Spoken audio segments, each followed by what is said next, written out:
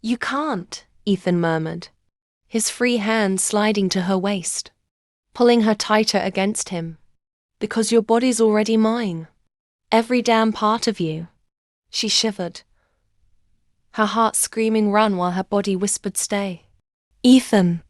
Her voice broke, a mix of defiance and desperate need. That was all it took.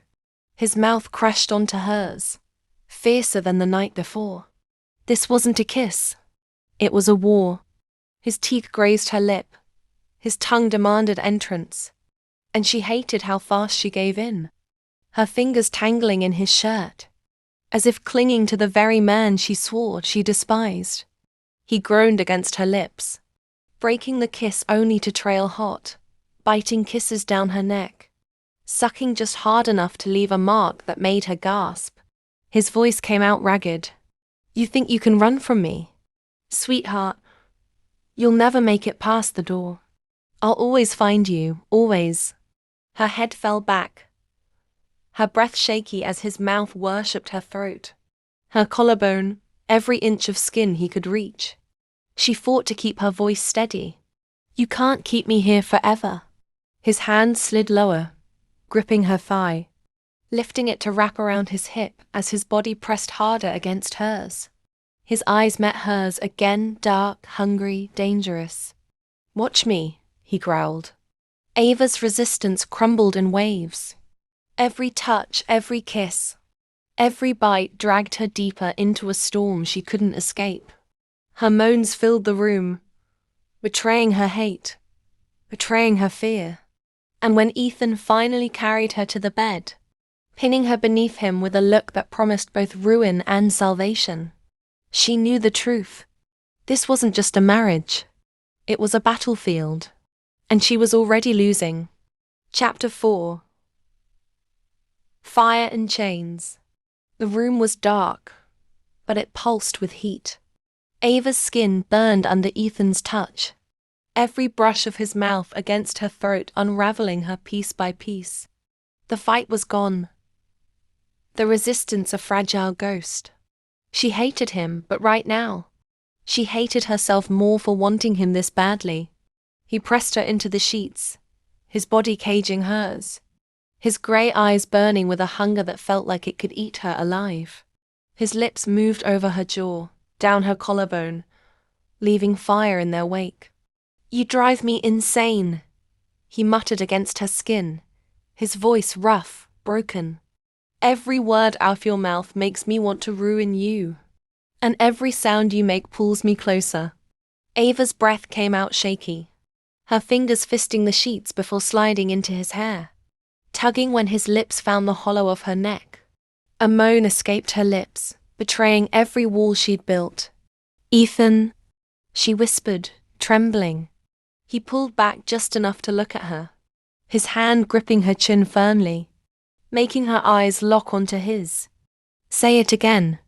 Her chest rose and fell rapidly. Ethan. Something snapped in him. He kissed her again. Slower this time, but deeper, more dangerous. Like he was claiming her soul, not just her body. Ava's world spun as his hands traced her curves, every touch making her body scream for more. It was raw. It was wrong. But it was theirs. Just when the heat threatened to consume them both. Bang! A sharp knock on the bedroom door broke through the haze. Ava's eyes shot wide open. Ethan froze, his body going still above her. The silence that followed was heavy, charged. Mr. Carter, came a muffled voice from outside. One of the guards. There's been movement at the gates. We think someone's trying to get in. Ethan's jaw clenched. Fury flared in his eyes as he looked down at Ava, his chest heaving. For a second, she thought he might ignore it, but then he growled low. Dangerous. Stay, right, here. His voice was sharp, leaving no room for argument. He slid off the bed, snatching his shirt from the floor and yanking it on with rough movements. His eyes cut to hers one last time, sharp and possessive. If anyone even breathes near you, Ava, they're dead. Her heart skipped, She believed him. As the door clicked shut behind him, Ava lay there, her body still trembling, lips swollen from his kisses, mind spinning from what almost happened. She should have felt relief at the interruption. She should have prayed for distance.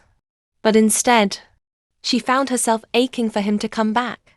When Ethan finally returned, his shirt half undone, his expression dark, he walked straight to the bed. "Handled," he muttered, climbing back over her like he hadn't left at all. His eyes softened just enough to make her breath hitch. Now, where were we? And when his mouth claimed hers again, harder, deeper, Ava knew. This wasn't just a night. This was the start of being consumed. Chapter 5. The night of no turning back. The moment Ethan shut the door behind him, Ava felt her lungs seize. The air was heavy, thick with everything they hadn't said. He didn't look like a man coming back from handling danger. He looked like a storm that had decided to stay. His shirt hung open, his chest rising and falling as his gaze pinned her in place. She lay half-tangled in the sheets, her hair messy, her lips still swollen from his earlier kisses, and the way his eyes darkened at the sight of her, like she was the only thing he'd ever wanted, made her heart stumble. He moved toward her slowly, like a predator savoring the hunt. Every step made her pulse race faster. "You thought you could run from me," he said, his voice low, rough. "Now you won't even move." Ava swallowed hard, forcing herself to sit up. "You're insane," he smirked, crawling onto the bed, closing the space between them until her back pressed into the pillows. "Maybe, but you're mine all the same." Before she could snap back, his lips crushed against hers. This kiss wasn't like the last ones. It wasn't rushed or angry. It was deeper, slower, burning like a fuse that refused to die out. His tongue teased hers, his teeth grazing her bottom lip, and the sound that escaped her chest was shameless.